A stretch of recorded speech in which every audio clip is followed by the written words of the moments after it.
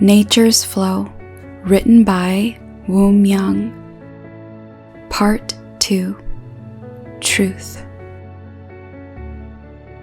What is Do? It is the way to your original self. The original self is none other than the source of all creation. It is the non-self, self. Do, truth, or the way can be deceiving. This is because people do not know the true meaning of Do or its final destination. The true meaning of Do, along with its path, is the abandoning of one's individuality. What one must give up is his body, along with everything that this body remembers. The consciousness is the self, and so once he eliminates his individual self, he will be on the way to the source, the origin. Do is about completely giving up oneself so that he may find his original self and live a life that is of the source. Why we must pursue Do. Do, truth or enlightenment, has never really existed, but people pursue it anyway. They pursue it because they do not know the fundamental logic of the universe, which is the source, the oneness. In other words, it is because people do not know the logic that is the source and the oneness. And the reason they do not know it is they have their individual selves, which blind them from seeing their true selves. Becoming free of that individual self and thus finding your true self is Do. Why must you pursue Do? You do not know truth, and so unless you pursue Do, you will become confined to your life, and you will live a life that is not liberated, even in the afterlife. What is enlightenment? It is the state in which you have reached your original self. Enlightenment is the act of willingly uniting with your original self. To become united means to become one, and to become one means to become the origin. To be the origin means to just exist, but people are unable to do so because of their own sins and karma. They are unable to be the origin. Thus, to gain enlightenment means for you to understand that the origin is you, and you are the origin. Enlightenment is life in and of itself. Enlightenment is the knowledge of the origin and of truth, whereby truth is self-existing and unchanging. Enlightenment is the universe that exists as it is. Enlightenment is the act of knowing this universe. Emptying the mind. The mind does not really exist. That it does not exist means it exists. Though this seems to mean two completely different things, polarities always coincide. Emptying the mind does not mean emptying a mind that never existed. It means to eliminate the individual mind. The individual does not exist, but because he has a life, he has a mind, which means that mind, that thought mass, is his self, and that self was created. In other words, his thought mass became immanent due to his karma and habits. Therefore, emptying the mind means becoming free of that thought mass. The whole of creation is the oneness. The whole of creation is the oneness. The whole of creation comes from the oneness and it returns to the oneness. When their individuality disappears, they become the oneness. When their individuality exists, they are not the oneness. Every creation acquires a different image depending on condition. All creations are the oneness. they come from the oneness, and to it they will return. The original nature and foundation of all creations are the same, the purpose being that though they may be individual, their foundations are the same, for those foundations all came from the oneness.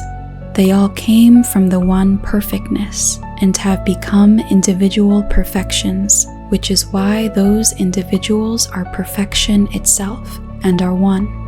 That they are perfection itself means that they are perfect as individuals. Don-su. Don-su, or the practice that maintains immediate enlightenment, is the act of maintaining the mind of the origin. To be of the origin means to be as it is. The whole of creation is as it is. Maintaining the original mind means not having it dwell in the clichés and delusions of man. Originally, there is no such thing as Don-su or Don-o, immediate enlightenment, but you must be enlightened to know it.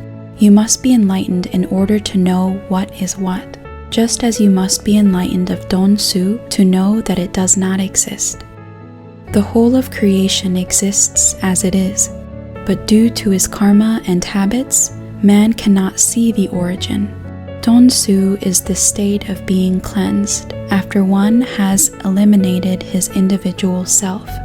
Thus, it is the clear and open state absent of any doubts or suspicions, the state in which one knows that he and the universe are one. Practicing Don-su. Even after one gains Don-o, or immediate enlightenment, his clichés and delusions are bound to reoccur due to all of the things he has stored in his memory and due to the karma and habits he has. Thus, the best thing to do is to eliminate his karma and habits through Don-su, the practice that maintains immediate enlightenment. If he eliminates them again and again, if he keeps at it, he will eventually be enlightened of what Don-su is. To be enlightened means to know that the source exists as it is. So long as one is not cleansed of his karma and habits, the source is something that he will never be able to see. The source exists as it is, but due to the clichés that are born of his thoughts, he is unable to see the source. Life of nature's flow. The attachments one has in his mind are the root of his thoughts. Thoughts can also be called a thought mass, which is the body of images one has in his mind, due to the existence of his individual self. Those images are what confuse man uselessly. They begin in the thoughts that man has in his mind, and then are directly manifested in his deeds without even thinking. Deeds are no different from thoughts, but since his thoughts precede his deeds, man falls into utter distress. Humans must live in a humanly manner in order to be human, but if man lives a life that is full of turmoil, then he is living a life that is not true. Writings are the representations of the mind, and my writings are my message. But people have yet to understand its meaning due to the images they have in their minds. The countless people in this world each have their own images, from which they are unable to escape. Images belong to man. Images are futile. Everyone must recover the Zheng and Shin, the true body and mind, know the one truth, and thus wake up from their delusions. The affairs of the universe all follow the flow of nature, but man creates cliché after cliché and performs deeds that stem from his karma. The universe always follows nature's flow, but due to his life, man lives creating habits and karma from which he cannot escape. This is why humans are the most foolish. No matter what, nature alone remains silent. Nature follows its flow without a word while only humans live creating cliches. They do so because of the self-inflicted turmoil caused by the false deeds and habits that they have acquired from life. Thus, it is none other than man himself who is the champion of creating his own sense of self-image, and thus hinders his own salvation. Flora and fauna just live and die by the flow of nature, but man is the only existence that creates images, which are what shackle him. It is when man realizes that the image is not an image that he will be able to live a true life. Thus, that this procession called life will be one which is lived following nature's flow. A life that is of nature's flow is an unhindered life. It is not a life of cliches, but one that is lived without being lived in. It is a life without falseness, but a life of oneness. It is a life absent of attachments. It is the non-existent life. Thus, you must live a life that is not about eating well or living well, but one that follows the flow of nature. The flow of nature is the universal order. It is the logic of the universe. It is the act of existing as you are without attachments. How to treat others.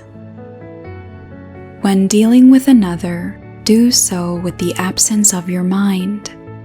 When you do this, that person will feel at utmost ease. When you do this, you will become one with that person.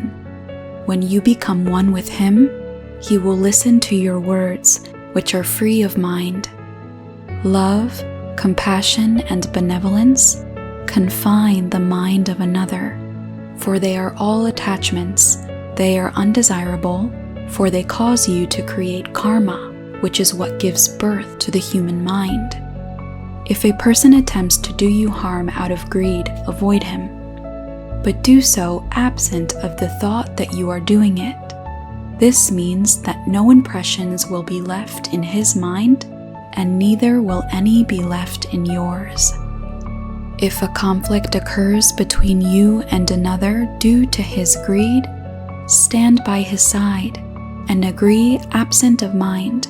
Pretend that you too are greedy and then slip out later. This means that so long as you do not become immersed in his way of thinking, that mind of greediness will be his, while you will remain as you are. Why do we undergo trials in life? We undergo them because of our own karmas. If you were to ask me how you can overcome the trials you are experiencing due to your karmic ties, I would tell you that you must not afford your mind to those trials, or in other words, that the trials do not exist unless you are present in them. The realm of God. God's realm is a world completely absent of self, which means that God's realm is the universe. God's realm is where all creations are the universe, and yet exist individually. The difference between the phenomenal world and the realm of God is that the phenomenal world has limitations, whereas the realm of God is a place where thoughts can be consummated according to one's will. God's realm is an unimaginable place. The realm of God is a place where all creations exist of their own accord. It is the place where the whole of creation is as it is. It is the place where if you were to draw whatever image came to mind, that image would come forth. It is a place that lacks absolutely nothing, for everything goes your way. It is the place that exists as it is. It is the place that people refer to as utopia. It is a kaleidoscope world. The place of God's realm. The place of God's realm is inside the mind of man. The inside of man's mind is located at his center. The center of man is none other than the center of the universe. The center of the universe is the source or foundation of the universe. This foundation is where the universe was created, which means that it is the origin of all creation and its home. It is the realm of God. The place where God's realm exists is inside you, or in other words, at the center of your mind. God's realm is a place where distance, velocity, time, and the individual mind do not exist. God's realm exists inside you, which means that it exists within the harmoniousness of the universe. In other words, to be in the harmoniousness of the universe means to be at the center of your mind. People do not understand that the mind of man is the universe, just as they do not understand that the realm of God is not located at a certain place as they think it to be. God's realm exists in the center of your mind. It's not just a part of some celestial realm as some people say. Instead, God's realm is the place where everything already exists as it is. It is the foundation in which all creations of the universe already exist of their own accord. It is the origin of all creations in the universe. The realm of God has been established in the perfect world, which is the real world and the foundation of all creations. Such a place is the world of truth and the world of reality. Its location is not where people say it is, but it is the whole of the universe itself, and the place where the universe was created. Unlike the third-dimensional realm, the fourth-dimensional world is the place where there is no time or space. It is the place that just exists as it is of its own accord. Just like the mind, the real world does not exist, yet it exists. The mind originally exists, but the world of this mind, this truth, is absent of time and space.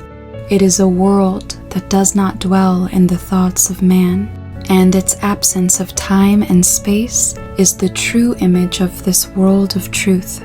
The world of truth is the world that came to be of its own accord.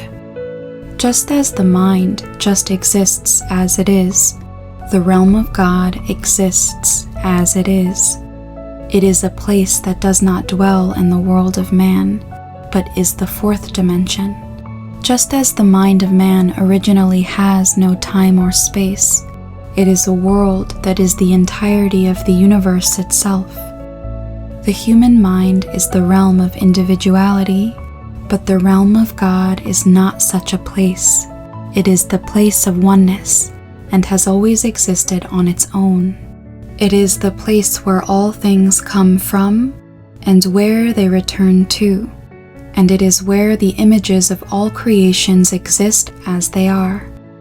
If you have no mind that is your own, if you exist of your own accord, and if you follow the will of those who own everything, then it is by the power vested in them that you will be able to enter into the realm of God. In other words, those people are the ones who will save you. Such is the act of their mind. God's realm is the same as the mind of man in that this realm is established due to the thoughts of man. It is in the thoughts of man that this realm exists. In other words, it is a place that plays out on its own. Just like man's mind, the whole of the universe is the realm of God, and the whole of all creation is the realm of God. It exists within the foundation, and so the images of all creations of the universe exist just as they are. God's realm exists of its own accord in the place of the origin that is within the universe. It is the world of light, and the world of truth, and it is self-existing. That man must return to animita in order to be reborn is because the realm of God exists within the mind of man. A true Doin. I commend you all for battling through your delusional thoughts and the difficulties of everyday life, all the while practicing Do, truth or the way. Practicing Do is about standing firmly in the state of the origin, but it is also a kind of way that everyone must take, a path that exists because one's self exists. There has never been a time when we have not sought out Do, but in order to become a great Doin, a person who has reached truth, we must practice Do for sure. The true mark of a great Doin is to live joyfully. The things that a person experiences in life after having been born into this world are all due to the fact that he exists. If he were to not exist, neither would everything else. The times one cares only for himself and causes turmoil about countless matters are all moments that are in vain. Mankind must live together in truth, know truth, and thus create a world where there is no separation between people, where we are all one. This is our mission. It is both truth and the flow of nature that man originally has nothing and that he lives absent of mind. But because he lives creating and eliminating countless delusional thoughts, they become him. They become his mold from which he cannot break free. For one to have reached the state in which he has no conflicts, inhibitions, or attachments towards anything means he has become truly content and liberated. He has become a person that is of truth. But people are born in the world because of karmic ties, and because of it they depart. Due to their attachments, they confine themselves, and those attachments become their regrets and unfulfilled desires. Therefore, what I do is teach people that they are already saved, and for them to save others. It is out of greed that one would want to practice Do for his own betterment. When you eliminate all of your attachments, you will come to realize that others are you, and so to live for you, in other words, for others, is indeed a true life. What are man's sins? His karma?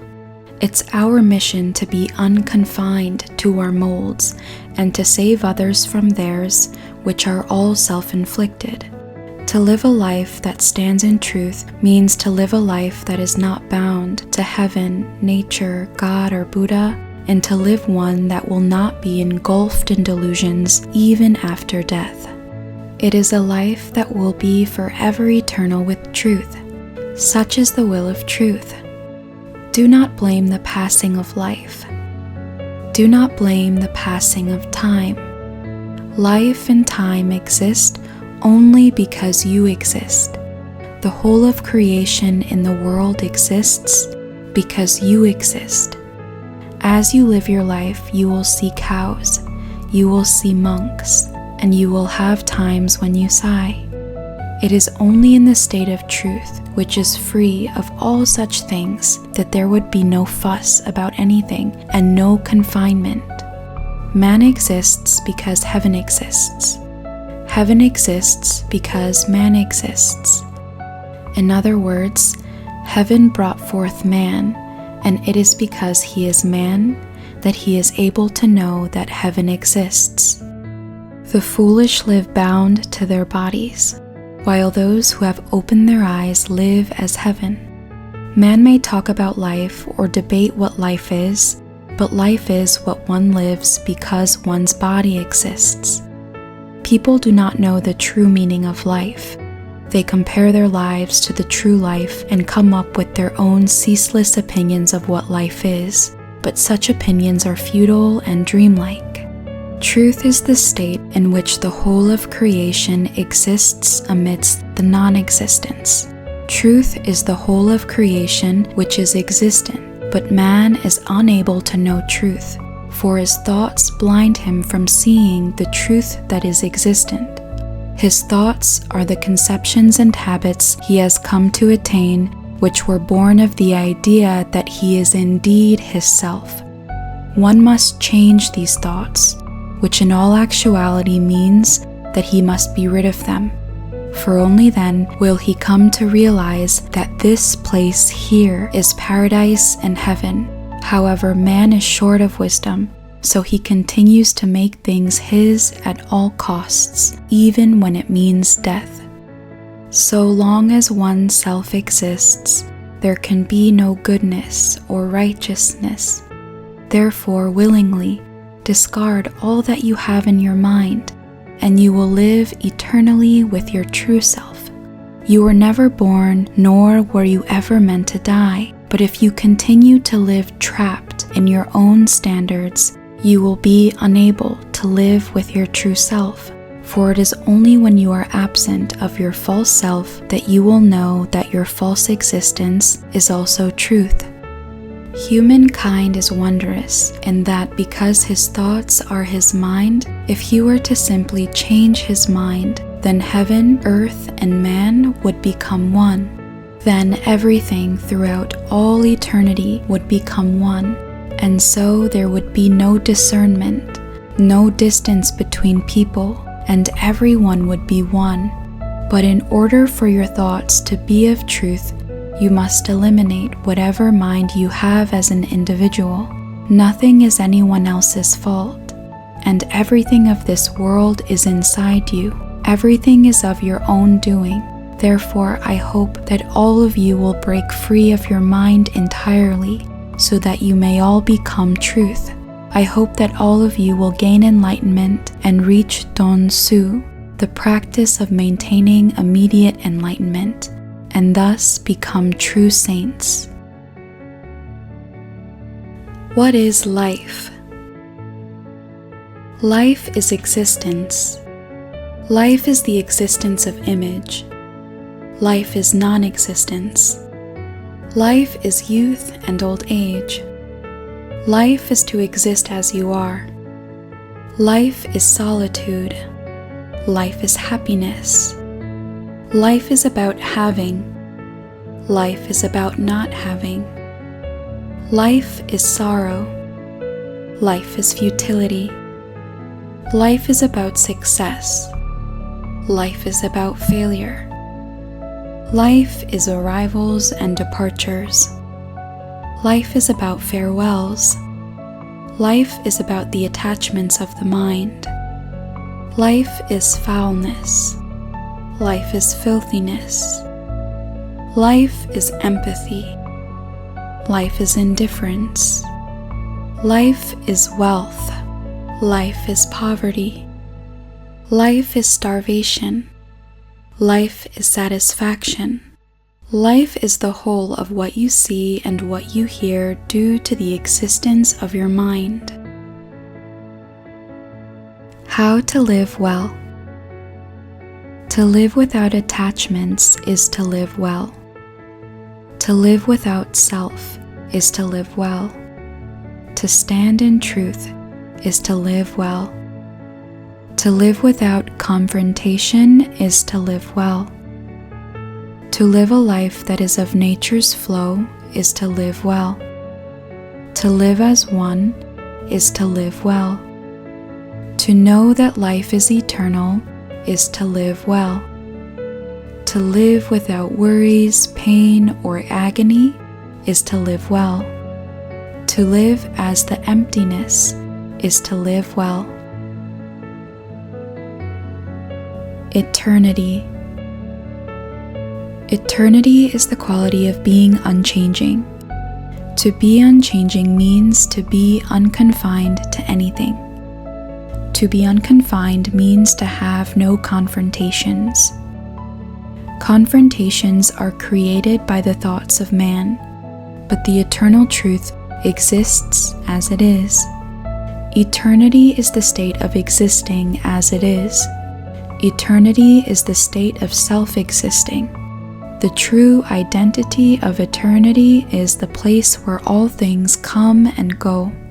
Though all things may exist, in reality they do not. Yet they are eternal. Unhindered truth. Truth must be as it is in order for it to be unhindered. It is due to the karma and habits of man that truth is hindered. In order for truth to be unhindered, man must stand in truth.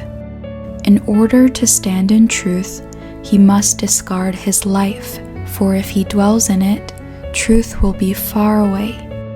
One must forever trade his life for truth in order for truth to be revealed. One must eliminate his individual mind in order to see truth. The age of man. It is the age in which man is the master. In order for man to be the master, he must overcome truth. The universe and the whole of creation exists because man exists. Man's thoughts are what define him, and so by changing his mind, he is able to become the master. In the past, man was bound to truth. In order to rise above truth, he must change his fixed thoughts so that he may eliminate the conceptions that he has and live as the universe. Such would be the age of man. Though man may disappear, the state after which one has become truth is the age of God. The age in which Anamita and Namitta are one is the age of man. How to find the true dough and gain enlightenment. Man is fooled by religion. He is fooled by books. He is fooled time and time again by man, and so the lies become truth. Truth had been hidden, unknown to anyone, and it is only now that by the flow of nature, truth has come to this earth. Religions each await their own truths, but a person from the earth will become the master of the world. In fact, no matter how smart one may be, he would be lesser than a fool if he did not know this. For even a fool would be an everlasting perfect saint so long as he were to know this. Truth is good and righteous. It is eternally never changing. It is eternal and everlasting. Modern-day religions, society, politics, and culture are not righteous, which is why people are nervous. If they knew truth, they would know that everything is false. If they knew truth, they could become saints. That is why when one knows truth, he will be able to live in the kingdom of God for all eternity while he's still alive and even after death. There had been no one who could teach mankind truth, but now at long last, true heaven has come upon this earth. In order to enter into the world of truth, one must cleanse his mind completely and find his true self, which is the universe. Such is the state that Gautama had been enlightened of. Now one is able to meet God in the perfect world once he reaches perfect enlightenment. Now anyone can affirm to living eternally in the realm of God. Furthermore, if one cleanses his mind and thus reaches the state of enlightenment, he will gain the ability to save people. So a multitude of saints will be born who will go forth to all parts of the world with dough, truth, the true dough that is perfection itself and which every religion has been waiting for thousands of years. The age in which anyone can become a saint has finally come, but man lives a life that is finite. Therefore, he may go on to adhere to his religion, but he will never be able to receive compensation for a life lived unrighteously. It is at a time in which they are surely needed that heaven bears forth saints. Now that a real opportunity has come, for which man may gain perfect enlightenment, please do not hesitate to find the true dough that is truth. A poem of man. Man was created so that his mind would be one with heaven. However, he lives self-centeredly out of his own sense of superiority. Due to his superiority, he regards the gratitude of others to be towards him and hates those who have wronged him. His life in this world is not one that is of nature's flow, and so he must carry his own burdens. Indeed, seeing him is difficult, his life so unfortunate. Everyone awaits tidings from heaven that are gratifying, but none have come, and people have grown weary. People do not know that living with a sly and tricky mind kills them, not to mention their descendants. They live thinking that their well-being is what is most important. They live in a frenzy, for they are blinded by money. People are so childish. It is only when they know that heaven, earth, and man are one that they can lead a life that is of nature's flow. Out of their arrogance and impudence, they may shout out that they are superior, but none are superior or worth following. Heaven, earth, and man are one. But while heaven and earth know that all are one, only man dies following his body. He laughs merrily, wearing his dark mind on his sleeve, but his nervousness is plain to see.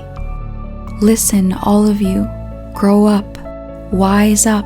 You have come to this world due to your karmic ties, but if you depart without knowing where you came from, you are sure to be deceived by your mind and will thus be lost.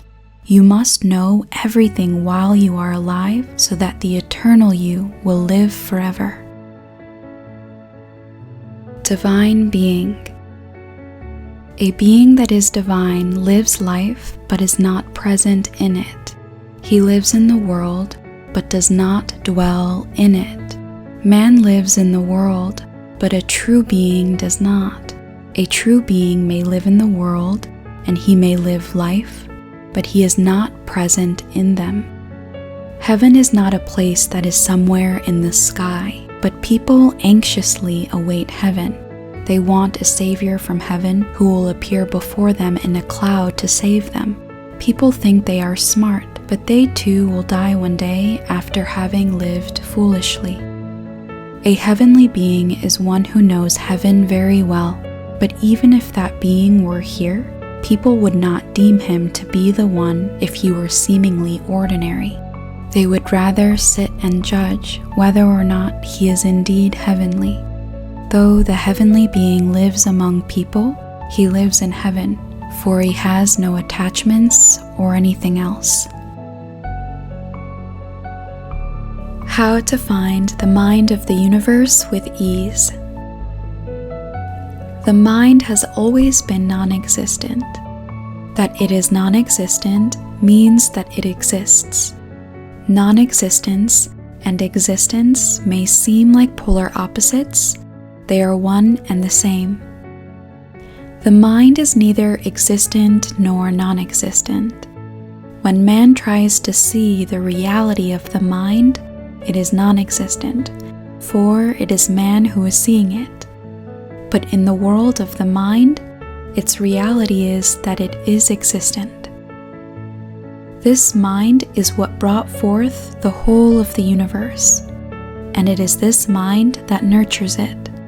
Thus, it is according to this mind that the universe revolves. Though it is neither existent nor non-existent, the mind is the master. The mind is what governs man's life, which is why man is a slave to fate. The mind cannot be had, nor can it be seen, but it is the very foundation of the universe. What is the mind? The highest power and the greatest spirit that every religion speaks of. Buddha, God, Allah, the pure void, and the wondrous existence are all names that were made by man to refer to the mind.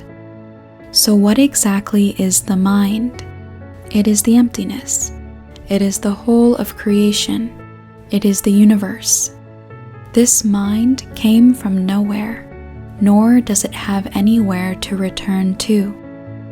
It is the Alpha before the Alpha, the Omega after the Omega.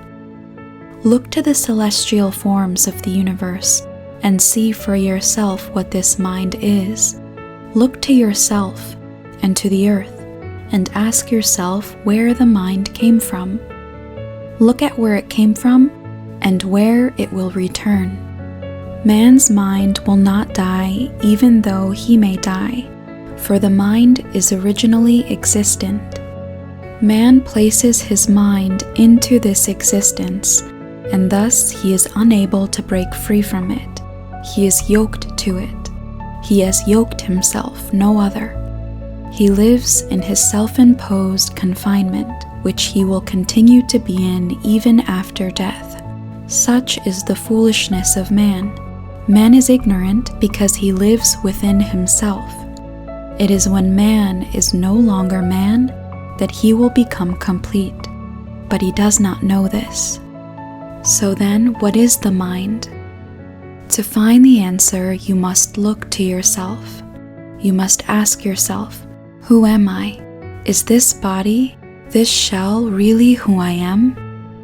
You are not your body, you are in it, and it is this you that is your true self. This true self is what you should find. This true self is not dependent upon image, and is yourself. Where is that mind? A silent person is walking along the road, but he is not silent. In fact, he has much to say. One listens closely to hear what he is saying, only to find his words are also the emptiness. The emptiness is silent, but no one seems to know that it has a will, a purpose. Man is ignorant because he is shackled to himself. Do not judge the wind that blows or the wind that lingers, but take stock in its true will. Where does the wind come from, and where does it go? When the universe and its creations scatter in the wind, they too are the wind. It is this wind that man lives chasing after, which is why his life is one that is in the wind, and so is he. The self has been neither existent nor non-existent, but has remained as it is. However, man lives bound to his self. Let us live having shed ourselves. Let us live free of them. Let us think about this. The mind originally exists, so it remains even if you were to abandon yourself. Let us think about where that mind is. Every creation in this world is the mind. Every existent and non-existent creation is the mind. Each individual that is of the mind is the whole of the mind. What could this mind be, and where is it? Thoughts are born of the mind, and those thoughts are the thought mass, which is what prevents man from dying even when he is dead. Thus, one's thoughts and one's mind are not separate, and neither are the body and the mind. Neither are the body and thoughts. So then, where is the mind? The body and the universe are not separate either. So if this is the case, then where is the mind? The whole of creation and the universe are not separate, and heaven and man are one. So then where is the mind? Man and all creations are not separate. So where is the mind?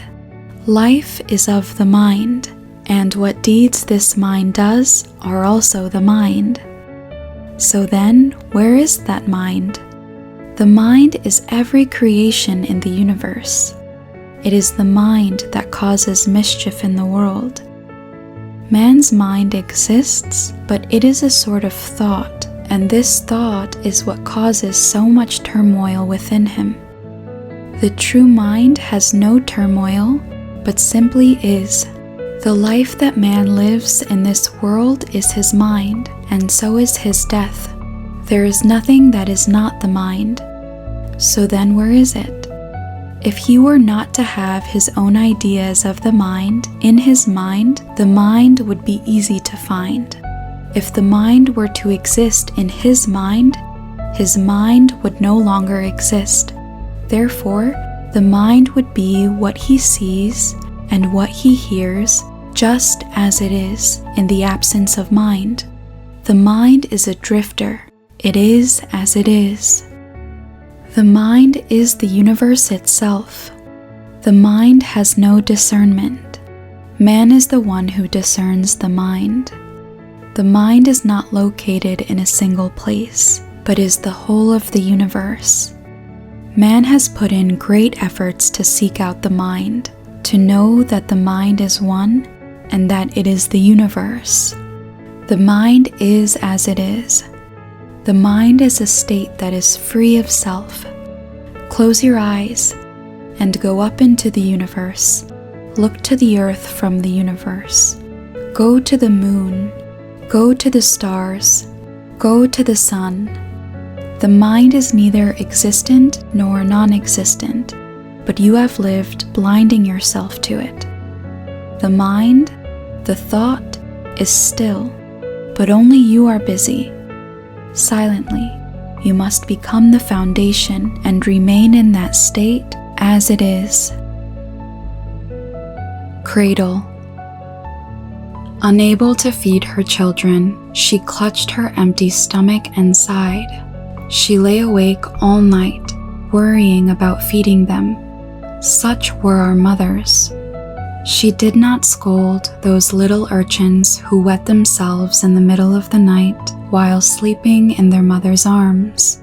Instead, she shivered all night in her damp clothes, then dried them while preparing breakfast in the morning. Such were our mothers. There was so much work to be done in the fields that she could not hear her children crying of hunger. They cried themselves to exhaustion, but she did not know. Some fell ill and died, leaving their parents much agony as they buried their children in the mountains. As a child, I had cotton clothes to wear, thus I did not look like a savage. However, this did not prevent my life from being primitive, as times were very hard.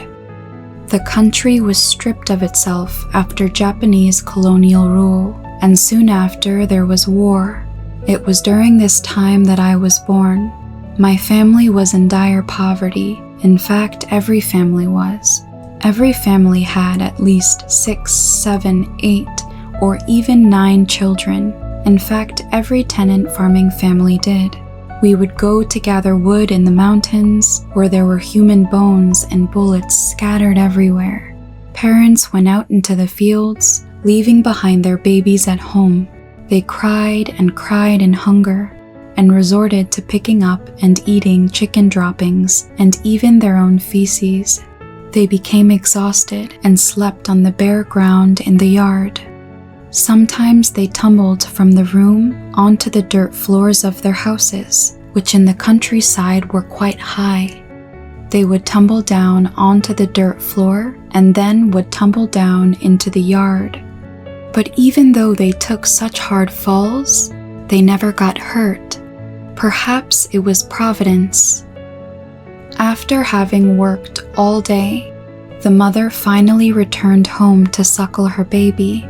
The sound of him gulping the milk down was like the gurgle of water going down a drain. His eyes filled with happiness, his face smudged all over with dirt. His tears finally dried as he fondled his mother's breasts. Senility was a disease that many developed with old age. Many lost their consciousness as they became older. It was a disease that was caused by frequent starvation. In fact, there were many who died of it. There were those who were sick but were too poor to go to the hospital. They eventually passed away at home, staring at the ceiling. When I was a child, I had many friends who were pockmarked by disease. Even my older brothers had come down with smallpox. We had been too poor and could do nothing but look to the sky. They eventually died. According to the neighbors, my mother had wailed madly, beating her fists into the ground. After my brother's departures, I was born into the world as the precious son. In my village, it was customary to give a child a humble name, for people believed that the child would then be healthy and not die. Thus, as a child, my name was Kachi, short for Kangachi, meaning puppy. In fact, there were many children named Kachi in my village. The kids would make fun of my name, and so growing up, I hated hearing it.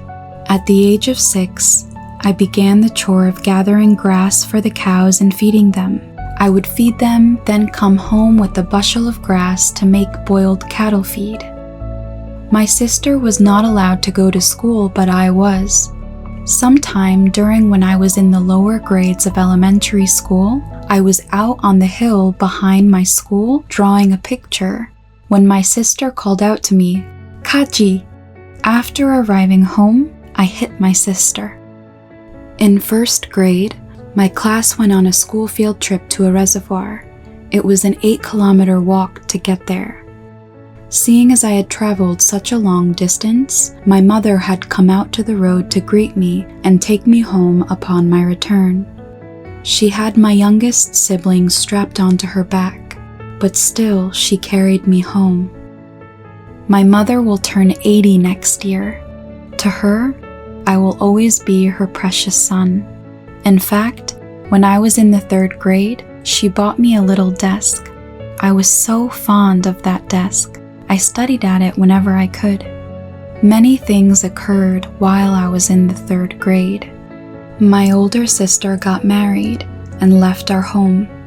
A few days later after her marriage, my father visited her and her in-laws. My father had been working at a train station up in North Nanam when a tree fell on him. He was badly injured but eventually recovered. However, later on his illness returned, and this led him to his death. At the time, my father's friends held me in their arms and cried endlessly.